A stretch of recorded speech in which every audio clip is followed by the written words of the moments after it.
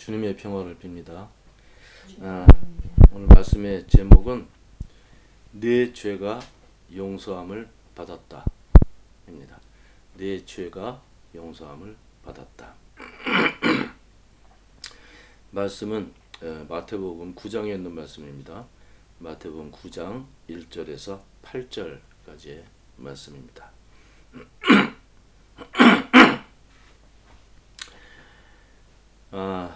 이 마태복음 9장 1절에서 8절까지의 말씀은 병자를 고치시는 그런 이야기입니다. 중풍 환자. 요즘도 중풍 환자들 있죠, 그죠? 갑자기 뇌졸중 돼서 넘어지는, 그래서 불구가 되는 그런 중풍병이라는 것이 있는데, 그렇게 되면 활동을 못하게 되는 중증 환자가 되는 병입니다. 예수님께서 오셔서 여러 병자들을 고쳐주셨는데, 성서에 기록된 내용으로는 무슨 지금처럼 뭐 감기, 알레르기, 뭐 아토피 이런 병이 아니고 의사들이 고치지 못하는 병, 의사들이 고치지 못하는 병들입니다. 보지 못하는 사람 고치고, 또 예수님의 제자들도 이 걷지 못하는 사람 걷게 하고, 그리고 이제 나병, 문둥병, 요새는 이름이 한센병이라고 그러죠. 문둥병, 피부가 썩어서 떨어져 나가는 그런 병입니다. 예전에도 있었는데, 문둥병 걸린 사람도 고치시고, 또 지금처럼 이게 중풍 환자, 혈위병 앓는 여인 기억나시죠? 12년 동안 모든 재산을 다 들여서 의사들을 찾아다녔는데 고치지 못했어요. 그런 병 걸린 사람들을 고치셨죠. 뭐 지금은 의학이 아주 발달해가지고 진짜 뭐 암도 거의 다 정복 단계에 들어갔다 그러잖아요. 20-30년 전만 해도 뭐 이런 에이즈 이런 거는 못 고치는 병인데, 지금은 그 치료제들이 다 발견돼서 결핵, 뭐 에이즈, 이제 암도 거의 이제 고치는 단계로 그렇게 치료 방법들이 개발이 됐고, 또 치료 약들도 많이 발견이 됐죠. 그래서 지금 예전보다는 그래서 사람도 수명이 자꾸 늘어나는 거예요. 예전에 100년 전만 해도 우리 한국 사람들 평균 연령이 40세였다고 그럽니다. 남자들이 40. 근데 지금은 여자들은 80이 넘었고 남자들도 78, 79 이렇게 평균 연령이. 의학이 발달하고 이 약들이, 좋은 약들이 많이 발견이 돼서 죄송합니다. 그래서 지금 이제 이렇게 사람도 수명이 자꾸 늘어나게 됐죠. 뭐 지금은 이 유전공학이 또 발달해가지고 뭐 사람들이 뭐 200년도 살 수 있을지도 몰라. 나중에 언젠가는. 왜 사람들이 세포가 노화돼서 죽는지 이 원인을 발견했거든요. 그래서 그것을 어떻게 이제 원인을 가지고 해보려고 그런 시도까지도 되고, 뭐 지금 젊은 분들은 아마 나중에 한 120까지 살 수도 있어요. 지금 병이라는 것이 없어지면 사람은 오래 살 수 있거든요. 그리고 세포가 점점 빨리 죽는 그런 속도를 늦춘다든지 그런 게 되면 사람은 살 수 있거든요. 그래서 뭐 오래 살아서 다 좋은 건 아니지만 병하고 이 생명하고는 굉장히 밀접한 관계가 있습니다. 오늘 본문을 보면요, 중풍병 걸린 사람 이야기가 나와요. 다른 성서에도 나오는데, 이 친구들이 침상에다가 이 병자를 이렇게 들고 와서, 다른 성서에서는 지붕을 뚫었죠, 그죠? 예수님께 데려왔어요. 근데 그 병자가 자기 침상을 들고 집으로 갔어요. 나았다는 얘기죠. 표면적으로는요, 오늘 본문의 말씀이 병자가 나았다 하는 것으로 읽을 수 있습니다. 틀렸습니다. 그렇게 읽으면. 오늘 본문의 내용은 병하고 죄하고 관계가 있는 내용입니다. 병자, 죄인. 이렇게. 병자가 왜 죄인이에요? 우리 한국 사람들은 그렇게 생각한 적이 없어. 물론 나쁜 짓을 막 해가지고 그 사람이 뭐 사고가 났다든지 병이 들었다 그러면 아유 저놈 천벌 받았다. 이런 사고가 있어요. 우리 동양 사고에도. 그렇지만 병이 죄하고 관련이 있다는 생각은 안 합니다. 우리는. 오늘 본문은요, 병하고 죄하고 관계예요. 유대 사람은 특이한 생각을 하고 있었습니다. 무슨 생각을 했나 하면 병은 죄를 졌기 때문에 걸리는 거다. 이렇게 생각을 했어요. 죄를 지면 벌을 받는다. 그 벌이 병이 들 수도 있고 죽을 수도 있고 이런 거예요. 그냥 죄라는 것이 있고 그 다음에 병이 있고 죽음이 있고 뭐 고통이 있고 이런 게 있는 거예요. 특이하지, 그죠? 그런 사고가 제사장 계열이 가지고 있었던 사고방식입니다. 나 신앙이라고 표현하기가 싫어. 그래서 제사장들이 가지고 있었던 사고방식, 유대인들. 그 사고방식이 창세기에 들어가 있어요. 에덴 동산 이야기에 그 제사장들의 그룹의 사고방식이 들어가 있습니다. 그게 뭔가 하면 에덴에서 쫓겨나는 거야. 아담과 이브가. 왜? 죄를 졌기 때문에. 나쁜 짓을 했기 때문에. 하나님의 말씀을 어겼기 때문에. 낙원에서 추방되는 겁니다. 여러분들, 그 제사장들이 에덴에 있었어요? 에덴 동산에 있었냐고. 유대인들이 에덴 동산에 있었어요? 없었어요. 그러니까 그 설화를 만들어서 제사장 계열의 사고방식을 거기다 넣었던 겁니다. 왜? 강조를 해야 되기 때문에. 뭐에 대한 강조예요? 죄. 잘못한 거. 죄. 죄를 지면 이렇게 에덴에서도 쫓겨나는 거야. 죄에 대해서 생각해야 돼요. 근데 이 교회 안에서도요, 이 죄에 대한 이 사고방식이 잘못됐고, 그 죄라는 것을 가지고 교회가 무기로 사용했어요. 어떤 무기? 교회의 권력과 교회의 모든 영화를 지키기 위해서. 겉으로는요, 신앙을 지키기 위해서. 믿음을 지키고, 신앙을 지키고, 신학을 지키기 위해서 사용했던 무기가 죄라는 무기입니다. 유대인들 이야기부터 먼저 끝내고 이제 얘기할 거예요. 유대인들은 죄를 지었기 때문에 병이 걸렸다. 이렇게 생각을 했습니다. 예를 들면 문둥병 있잖아요. 문둥병에 걸리면 그건 정말 하늘에서 제일 큰 벌을 받은 거야. 그래서 그 당시에 문둥병 환자들은요, 가족하고도 같이 살지 못하고 성 안에서 살지도 못했어요. 성 밖에 거기서 살았는데요, 법이 정상적인 사람, 병이 들지 않은 건강한 사람을 만날 수가 없어. 그 사람들하고 거리를 가지고 대화를 해야 되고, 얼마큼 거리를 가졌냐면 돌을 이렇게 던졌을 때 떨어지는 거리만큼. 남자들이 던지면 40-50m 던질 수 있잖아요. 그 정도 거리를 둬야지 법에 저촉이 안 돼. 그걸 어기면 사람들이 몰래 가서 돌로 쳐서 죽이는 겁니다. 법을 어겼기 때문에. 그리고 구약 성서에서는 유대인들이 잘 사용했던 법은 죄인을 이거 죄를 졌다 판단이 되면 사람들이 무리가 공동체가 그 사람을 죽일 수 있어.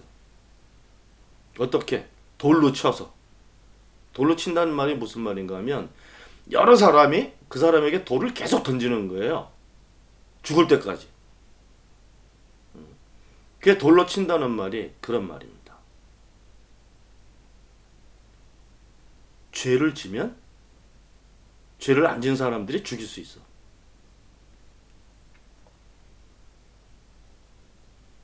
유대인들 대부분 죄 안 졌죠. 졌어요, 안 졌어요? 아주 유명한 일화가 있어요, 성서에. 어떤 일화인가 하면 간음하다가 현장에서 잡힌 여인이 있어. 몰라요. 그 당시에도 이제 뭐 창녀들도 있고 다 있었지만 간음을 하다가 현장에서 잡힌 여인을 동네 사람들이 끌고 예수님 앞으로 왔습니다. 그래서 이 여인이 간음하다가 현장에 잡혔습니다. 율법에는 돌로 쳐서 죽이라고 되어 있습니다. 어떻게 해야 될까요? 예수님에게 질문을 했어요. 예수님이 대답 안 하셨어요. 계속 땅에다 뭘 이렇게 쓰고 계셨다. 이렇게 있다가 이제 자꾸 물어봤겠지, 그죠? 이 여자 때려 죽여도 되죠? 이 질문이 얼마나 교활한 질문인가 하면요. 쳐서 죽여라. 그러면 그 당시 예수님께서 하셨던 모든 행동과 말과 이런 것들이 다 거짓이 되는 거고. 아니, 죽이지 마. 그러면 율법을 어기는 거고.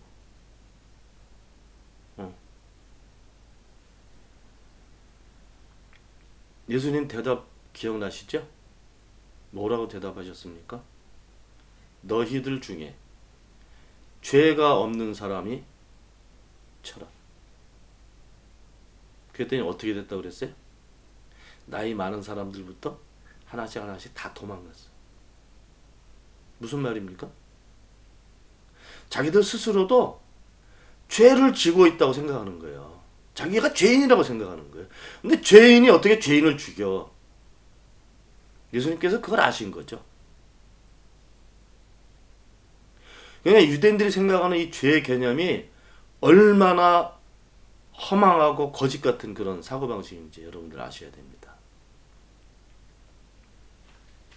죄라는 것은요, 유대인들이 만들어낸 개념이야. 사람들이 만들어낸 개념이에요. 법이라는 것을 잣대를 놓고 법을 넘어서면 죄라는 것을 끄집어낸 거예요. 근데 이것도 얼마나 아주 사악한지 압니까? 그 사고방식이. 요즘 우리나라 검찰 개혁하고 있잖아요. 그죠? 검찰 개혁을 왜 합니까? 검사하고 판사는 법을 공부한 사람들이에요. 법이 우리에게 왜 존재합니까? 법은 공동체의 질서와 안전을 유지하기 위해서 만들어 놓은 거예요. 바른 잣대예요. 그런데 그 법을 공부한 놈들이 법을 이용해서 나쁜 짓을 하고 있는 거예요. 악한 짓을 하고 있는 거예요. 일반 사람들은 몰라요. 법을 모르기 때문에 그런 행동감을 할 수 없어요. 근데 법을 공부한 놈들이 나쁜 짓을 하고 있는 거예요. 그래서 개혁을 해야 된다는 거예요. 옛날에 유대인들은 똑같은 사고예요. 죄인을 자기들 그룹에서 만들어내는 거예요. 어떻게? 잣대를 만든 거잖아요. 율법을 해석해서. 그죠? 율법 내용이 아니고 율법을 해석한 장로의 전통과 관습과 자기들이 사용하는 일반적인 어떤 그런 것을 규율을 가지고 그것을 벗어나면 죄인이라고 규정을 하는 거예요.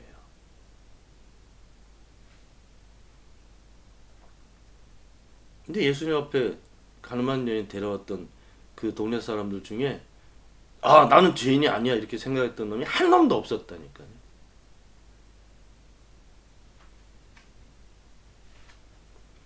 예수님께서 그 여인에게 이렇게 말씀하세요. 돌아가라. 다시는 그런 짓 하지 마. 이렇게 보내버려요.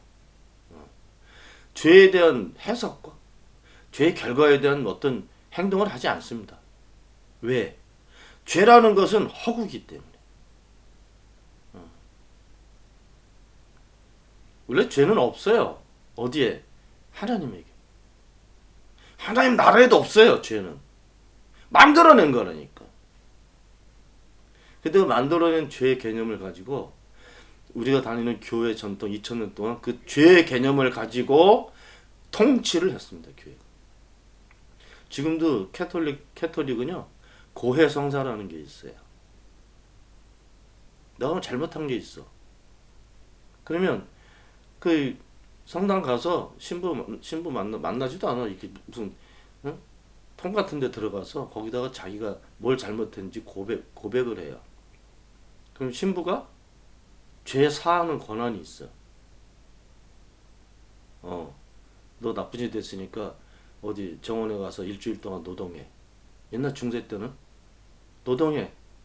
그럼 노동하고 나면 그 죄가 없어진다고 생각했어요. 그게 면죄라는 개념입니다.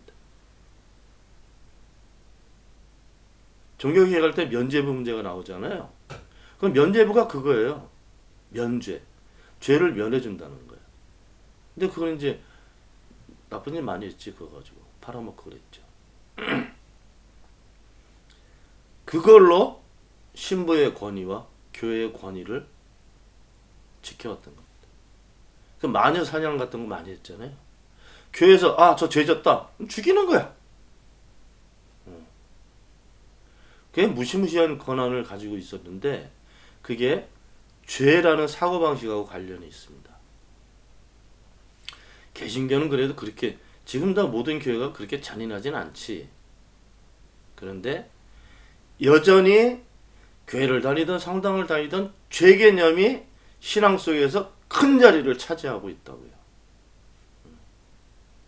뭐 좀 잘못되면 내가 뭐 잘못했나? 이거 잘못해서 이런가? 이런 생각이 하나님을 아는 것보다 더 강하게 우리의 생각과 삶 속에 자리를 잡고 있다는 거죠. 성서에서 죄인은요, 죄를 지은 사람이라기보다 공동체가 죄인이라고 규정한 사람들이에요. 예수님께서 오신 목적 말씀하시잖아요. 이거 율법학자하고 바리새파 사람들 앞에서 하신 말씀입니다. 나는 죄인을 구하러 왔지 의인을 구하러 오지 않았어. 여기서 죄인은 누구예요? 의인이라고 생각하는 공동체 사람들이 죄인이라고 규정한 사람이에요. 의인은 누구예요? 자기들 스스로는 이 법태들이 안에 있다고 생각하는 유대인들이에요. 예수님께서 그렇게 의인이라고 생각하는 사람들을 배척하셨다고요. 왜? 가짜니까.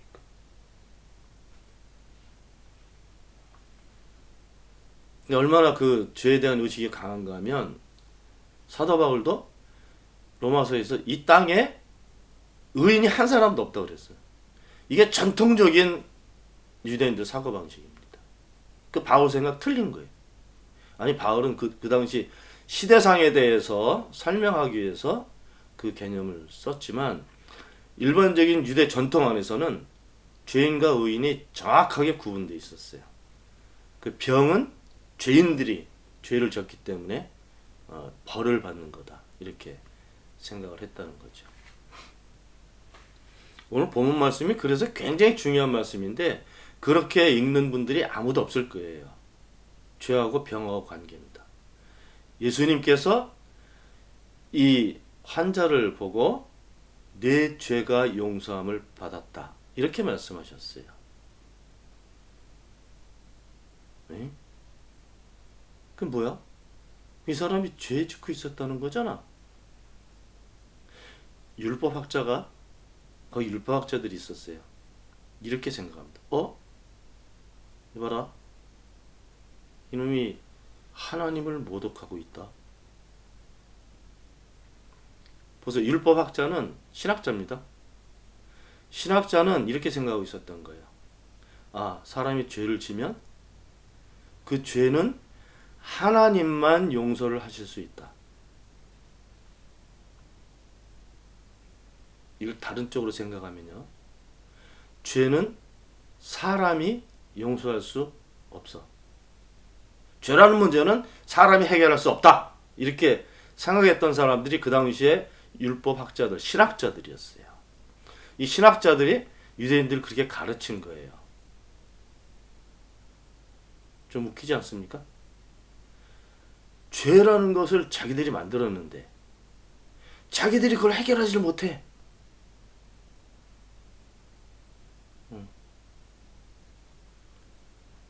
이게 엄청난 허구입니다, 이게. 자기들이 죄인이라고, 사람을 죄인이라고 그렇게 규정을 해버리고 그 사람의 죄, 그 죄인에 대한 죄 문제를 해결하지를 못해. 그 당시 유대인들이 가지고 있었던 전통과 신앙이, 또 신학이 그랬다는 거죠. 예수님께서 그 정확하게 비판하신 거예요. 내 죄. 이거는 유대인들이 가지고 있는 사고입니다. 유대인들은 죄인을 규정할 수 있지만 죄인의 죄를 해결할 수가 없어. 근데 예수님께서 내 죄가 뭐라고 본문에 기록되어 있죠? 내 죄가 용서받았다. 용서받았다는 개념은 해결됐다는 얘기죠. 근데 이것은 하나님만 하실 수 있는 일이야. 그러니까 그 다음에 율법학자 몇이 이 사람이 하나님을 모독하는구나 하고 속으로 말했다. 이거 봐. 예수님께서 뭐라고 그러셨어요? 4절. 예수께서 그들의 생각을 아시고 말씀하셨다. 어째 너희는 마음속에 악한 생각을 품고 있느냐.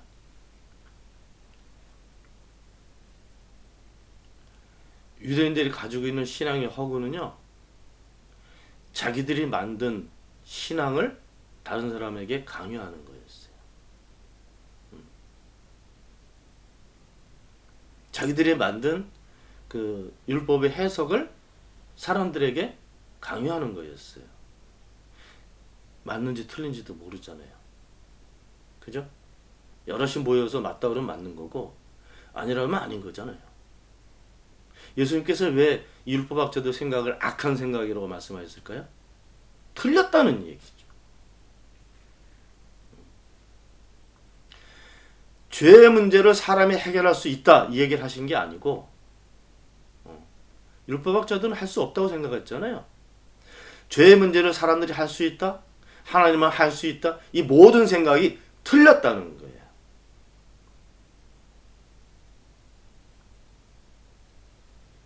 그리고 병자 나왔잖아요.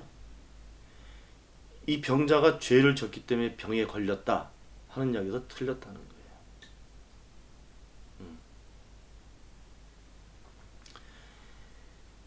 이 제자들하고 예수님 대화 중에 보지 못하는 사람 낫게 한 기적이 있잖아요.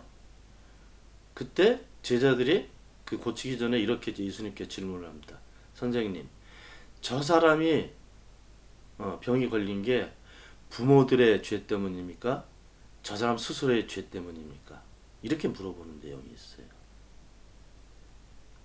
예수님 그때 뭐라고 대답을 하시는가 하면 그것은 저 사람의 죄도 아니고 부모의 죄도 아니다. 이 사람은 하나님의 영광을 드러내기 위해서 이렇게 돼 있다.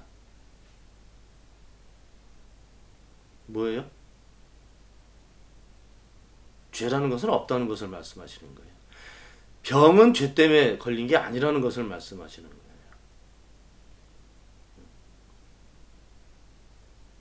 그래서 예수님께서 율법학자들이 이걸 보면서 질문합니다. 야, 그러면 이 병자에게 내가 말을 한다 그러는데 그럼 너 이걸 걷어서 집으로 가라 이렇게 하는 게 쉽냐? 말하는 게 내 죄가 용서를 받았다라고 얘기하는 게 쉽냐? 율법학자들에게 질문하신 거예요. 대답 안 나와 있겠죠?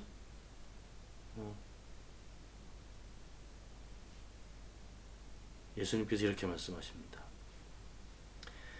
내 죄가 용서받았다는 것과 일어나서 걸어가거나 하는 것 가운데 어느 쪽이 더 말하기가 쉬우냐? 뭐가 더 쉬운 거예요?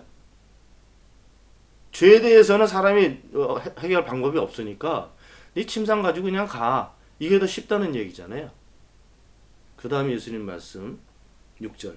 그러나 인자가 땅에서 죄를 용서하는 권세를 가지고 있음을 너희들이 알게 하겠다. 이게 뭐예요? 이 율법학자도 사고에 맞춘 거예요. 너희들은 그런 사람은 이런 힘이 없다고 너희들은 그렇게 단정을 했지만 할 수 있어. 어떤 사람? 어떤 사람? 하나님께 속해 있는 사람이든지 성령의 능력으로 충만해 있는 사람이든지 너희들은 거기 생각 못하지만 하나님의 권세는 사람에게도 다 있고 사람도 이 일을 하려면 할 수 있다. 너희들이 못하는 사람의 죄의 문제를 만약 해결해야 된다 그러면 그것도 할 수 있다. 그 당시 가지고 있는 유대인들의 모든 사고방식을 완전히 깨는 그런 말씀이었다고요. 그리고 이렇게 말씀하셔요. 너 걸어서 집에 가라. 그랬더니 어떻게 됐어요? 걸어서 집으로 갔어요. 하나님의 말씀은 말씀대로 이루어지는 겁니다. 사람들의 생각은 사람들의 생각대로 이루어지지 않을 수도 있어요. 그렇지만 하나님의 생각과 하나님의 뜻은 그것대로 이루어지는 겁니다. 하나님께 예수께서 하시기 전에 이 병자를 낫게 해야 되겠다 하시면 하실 수 있어요. 그래서 예수님을 통해서 그 일을 사람들 앞에서 행하신 겁니다. 죄의 문제가 아니라 사람들이 못한다고 생각하는 것을 할 수 있다는 것을 보이신 거예요. 무엇이? 하나님의 권세가. 사람에게 그 권세가 흘러서 지나가면 거기서도 똑같은 일이 일어날 수 있는 거죠. 사람들이 깜짝 놀랐어요. 그가 일어나서 자기 집으로 돌아갔다. 그랬더니 무리가 이 일을 보고서 봤다는 거잖아요. 그죠? 전해 들은 게 아니에요. 봤어요. 두려움에 사로잡히고 이런 권한을 사람들에게 주신 하나님께 영광을 돌렸다. 이 결론이 뭐예요? 무리들이 알게 된 거죠. 그죠? 이런 어마어마한 권세를 사람들에게 주신 이런 표현이 있잖아요. 이걸 읽어야 되는데 오늘 본문 말씀에서 이 부분을 읽는 사람들이 아무도 없을 거예요. 그래서 제가 이 본문을 가지고 설교를 하는 겁니다. 내 죄가 용서를 받았다. 이거는 선언이 아니고 그것 때문에 병이 난 게 아니에요. 나은 게 아니라고요. 원래 병은 죄의 결과물도 아니고 병은 그 사람을 가둬놓고 있는 불의함입니다. 죄가 아니고 불의함이에요. 그 불의함을 하나님께서 걷어내시는 거예요. 하나님께서는 사람들에게 그 불의함을 걷어내시는 일을 하시기 위해서 예수님을 보내신 거예요. 귀신이 들려있으면 그 귀신 들린 사실이 불의함이고 병이 들었으면 병든 사실이 불의함이고 마음에 고통이 있으면 그 고통 자체가 불의함이에요. 그 불의함을 걷어내시기 위해서 예수님을 보내신 거란 말이죠. 그리고 예수님은 그 불의함을 걷어내시고 사람들이 의롭게 살 수 있게 그렇게 자리와 길을 마련하신 분입니다. 여러분들 안에 죄는 없어요. 설사 주변에 불의함이 있다 해도 하나님께서 아시면 그 불의함을 걷어내실 겁니다. 여러분들은 본래 의롭게 창조된 분들이기 때문에 하나님께서 그 의로움을 우리 안에서 지키시기 위해서 지금도 그 권세와 능력으로 역사를 하시는 겁니다. 그래서 성령을 우리에게 보내셨고 예수님도 그것 때문에 보내셨고 잘못된 교회의 삶과 모습을 계속 바꿔가셨고 하나님의 계획 안에서 의롭게 살 수 있게 되기를 바랍니다. 기도합시다. 하나님 주님의 계획 안에서 저희들이 살 수 있도록 의와 평화와 온전함 가운데 살 수 있도록 저희를 잘 지켜주시고 이 땅에 주님을 바라보며 사는 모든 사람들도 그렇게 살 수 있도록 지켜주시기를 바랍니다. 우리 주 예수 그리스도의 이름으로 기도하옵나이다. 아멘.